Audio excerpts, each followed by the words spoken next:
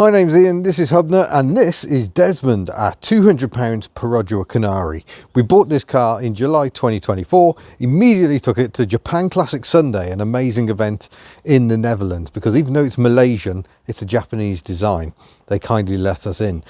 And since then, we've done 12,500 miles. Desmond now sits on 60,000 miles, and it's time for an alternator change. In a video on Hub Notes, we took the alternator off and discovered it's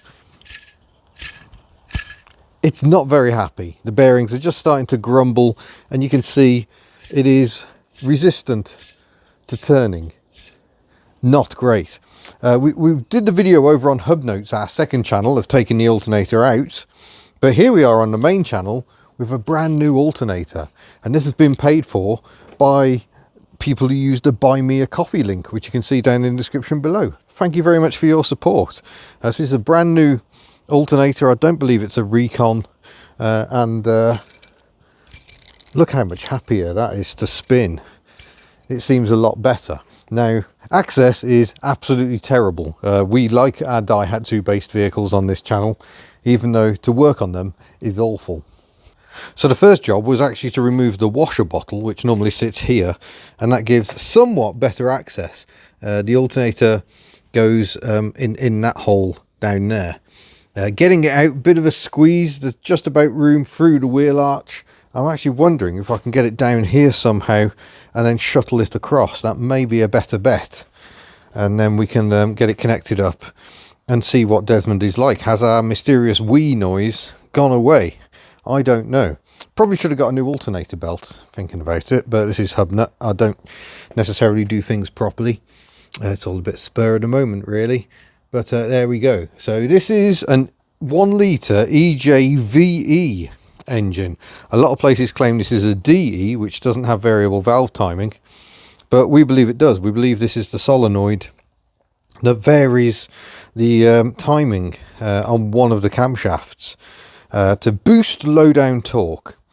And it's pretty much the same engine as in that little blue Daihatsu there that one day I will finish putting back together. Honest, I'm actually getting closer. You wouldn't believe it, but I am. But nonetheless, I need to talk less and get this in, because me and the boy have a medical appointment to attend this afternoon, and if I can't fix Desmond, we can't go. Well, apart from the fact I could use this car, or I could use that car. That was fully functioning. The Astra is here. That's also pretty functional. So yeah, no drama here really. But I would quite like to go in Desmond. Everyone loves Desmond, and in just a few weeks, the boy will be learning to drive in this. I know some of you get offended by me calling him the boy, but he would prefer his name not to be bandied about on the internet. And to be honest, we call him the boy quite a lot. We have pet names for each other in the household, and that's just one of them. It's odd, but so are we. Now, I probably paid far too much for this alternator. I bought it online from somewhere that claimed they specialised in doing rare and unusual alternators. I don't think it's that rare and unusual really, but nonetheless, there we are. It's not an exchange item, so I get to keep the old one, which I might do just because it's a Denso. I can probably get that rebuilt. There's nowhere around here that really does it.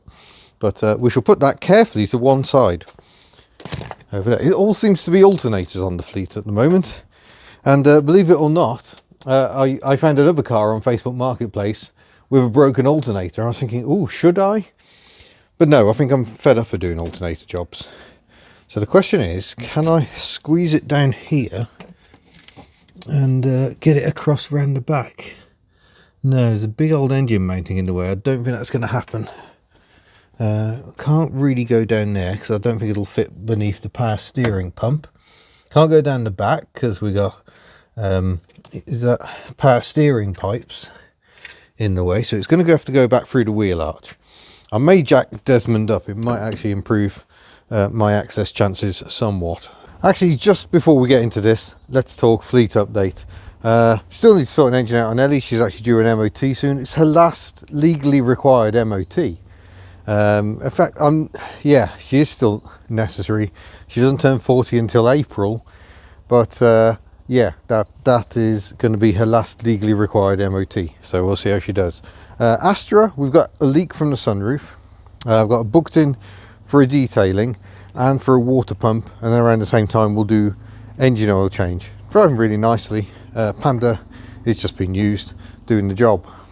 On the little Daihatsu, what I'm battling with at the moment is exhaust and washer pump, because the washer pump seems to have packed up again. That's why the front bumper's off.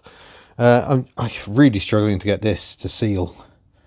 I don't know what's wrong, to be honest. It certainly doesn't help, but you shouldn't have to use nuts.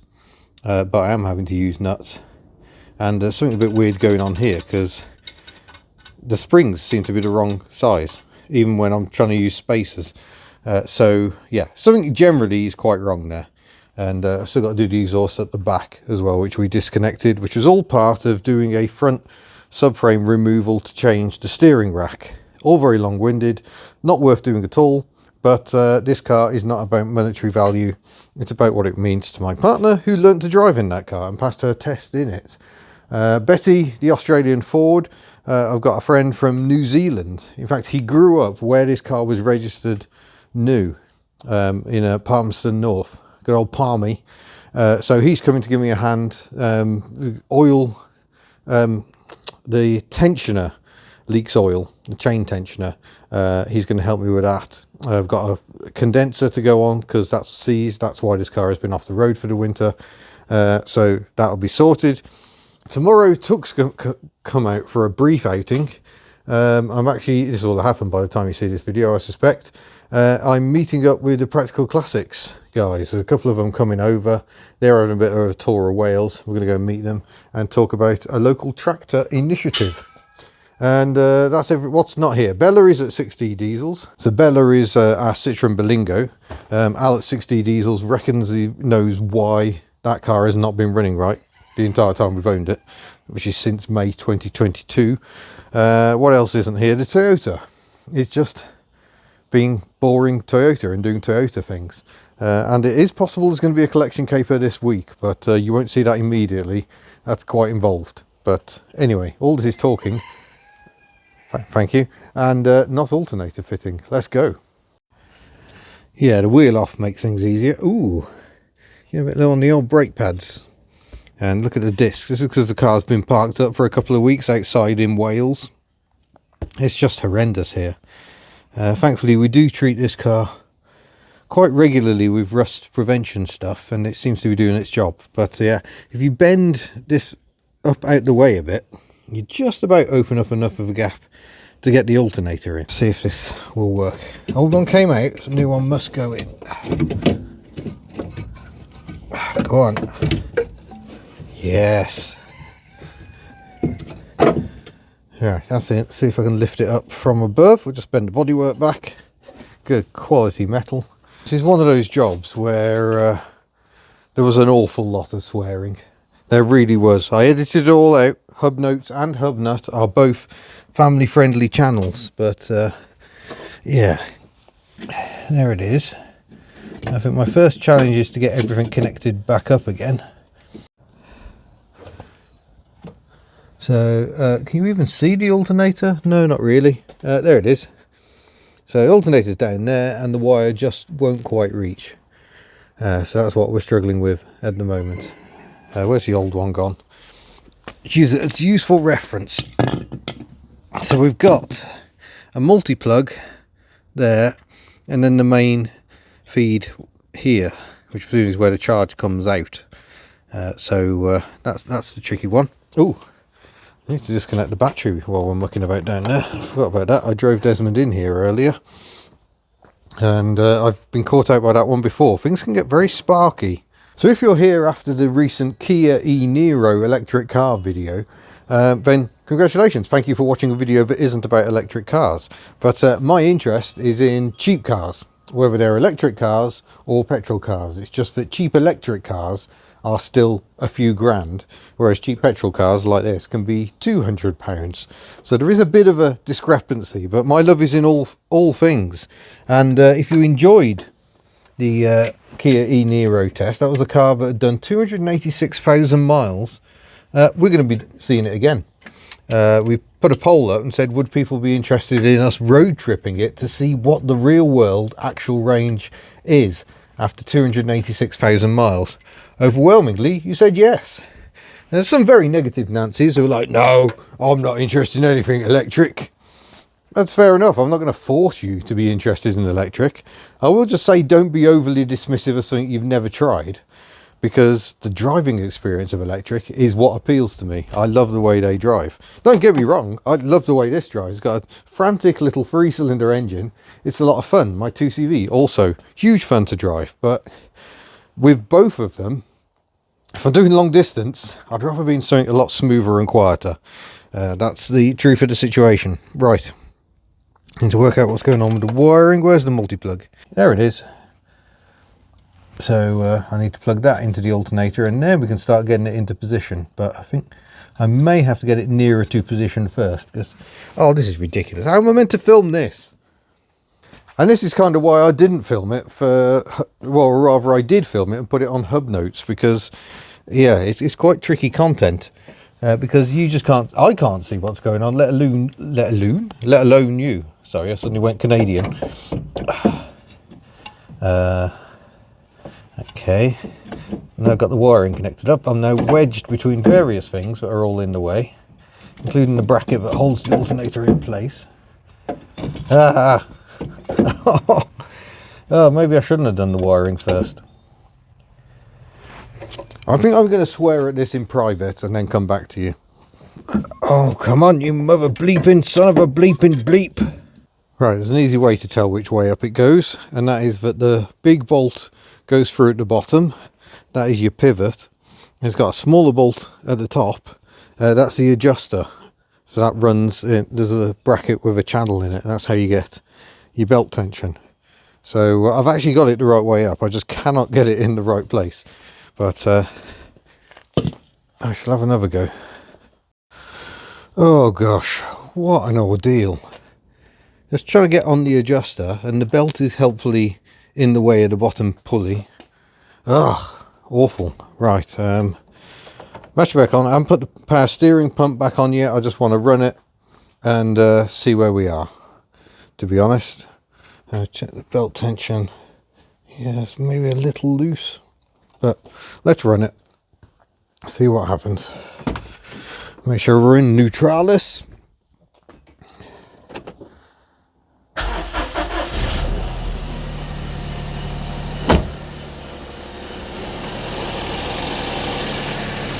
Wow, that's quiet. Oh, that's a very low idle, Desmond.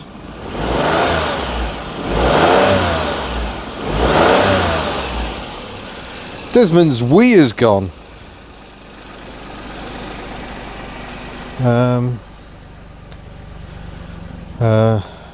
Multimeter, that's what we need. Right, just check we got some voltage going on. Put that on 20, put that there, that one there.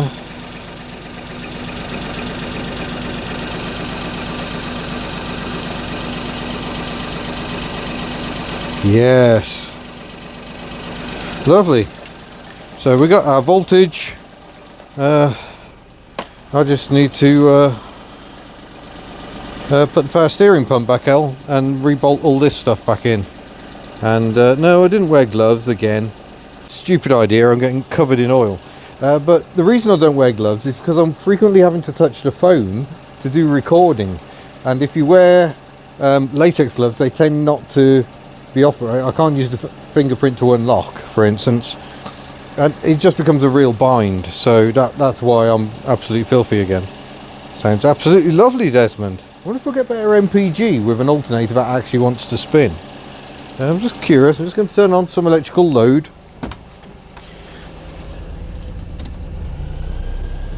Hear the revs go up to compensate.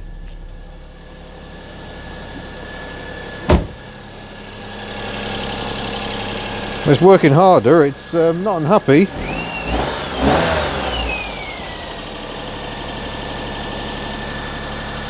Yeah, I think we're going to consider.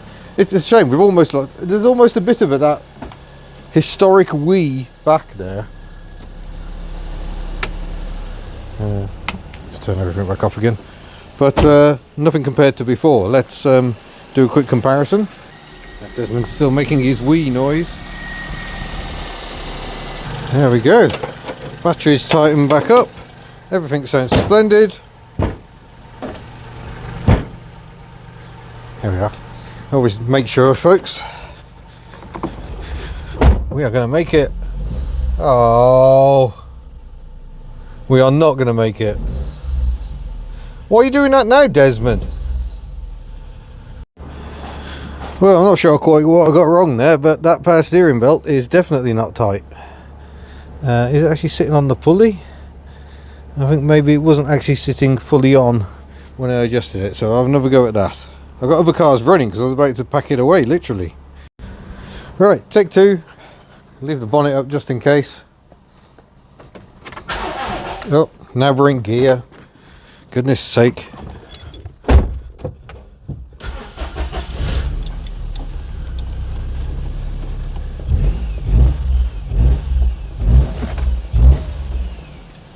That sounds better. Catalytic converter stink. Right, now I've got to... Oh, I've refitted the air filter intake.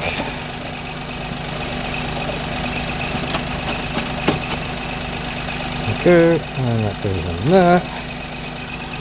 Right, washer bottle, power steering pump.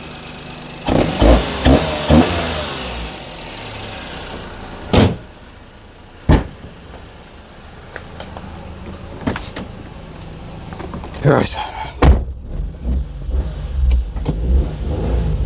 Hey! And then in comes the Ruffle Astra, awaiting its timing belt change later this week. Well, there we go, folks. The hat is filthy, the car is fixed. 2 alternators changed in the space of a week, really.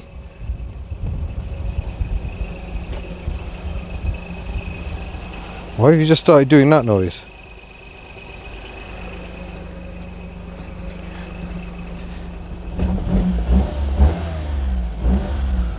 Hopefully you'll be alright. I've got a long way to go this afternoon. But yeah, there we go. Medical appointment is safe. I've now got to rush off. So thank you very much for watching. Don't forget you can head to the Hubnut store. If you work in a garage, maybe don't get a luminous green hat. We'll see you in a future video. Farewell.